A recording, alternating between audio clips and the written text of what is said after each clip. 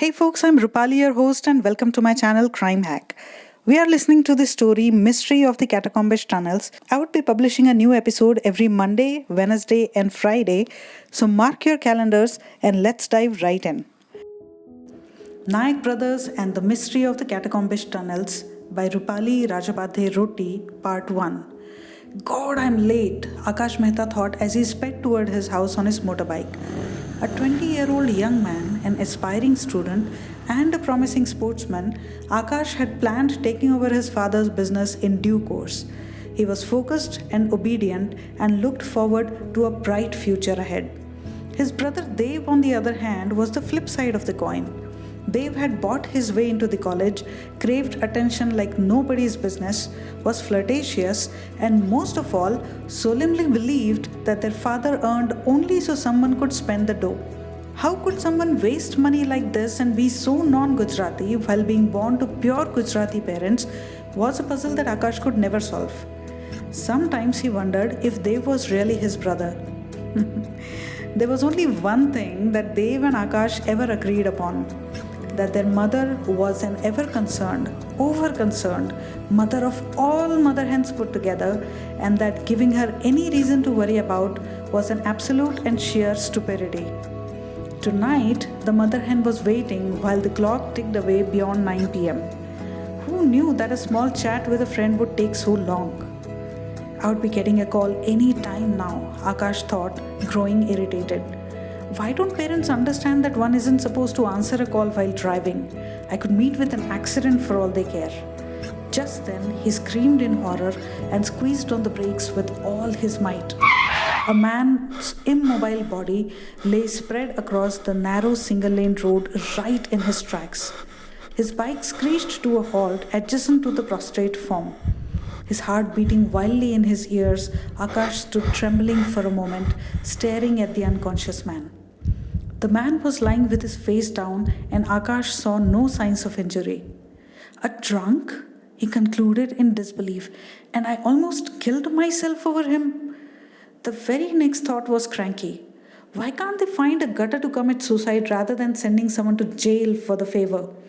He pulled out his cell phone to dial 100 for the police, but then thought that by the time they arrived, this drunk would be run over by at least a dozen vehicles. So, putting his bike on stand and cursing and whining to himself, he approached the man with the intention of pushing him off the road. But just as he crouched beside the lifeless body, the man came alive, bridged over, and hurled dust in Aakash's eyes.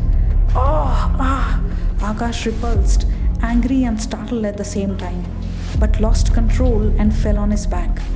Robbers, it dawned on him. How could I be so stupid? He remembered reading accounts of this technique being used in a few robberies across the city. He heard rushing footsteps approaching him, and he held up his hands defensively.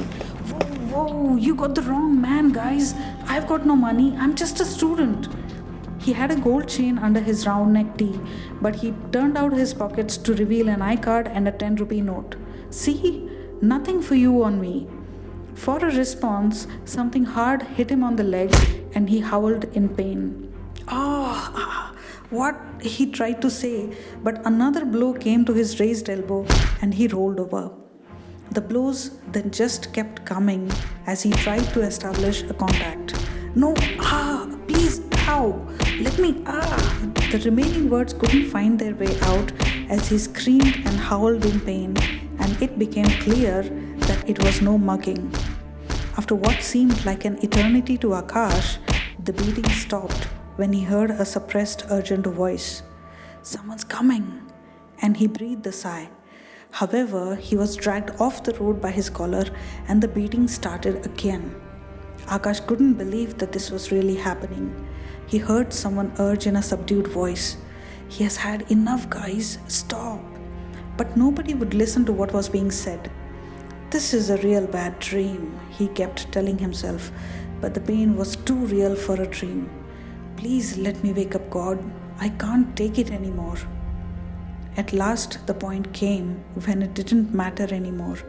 Aakash couldn't feel anything anymore. The world seemed to be drifting away. He could hear someone speak, but it was just a distant babble somewhere that made no sense at all. Slowly and painfully, he sank into darkness.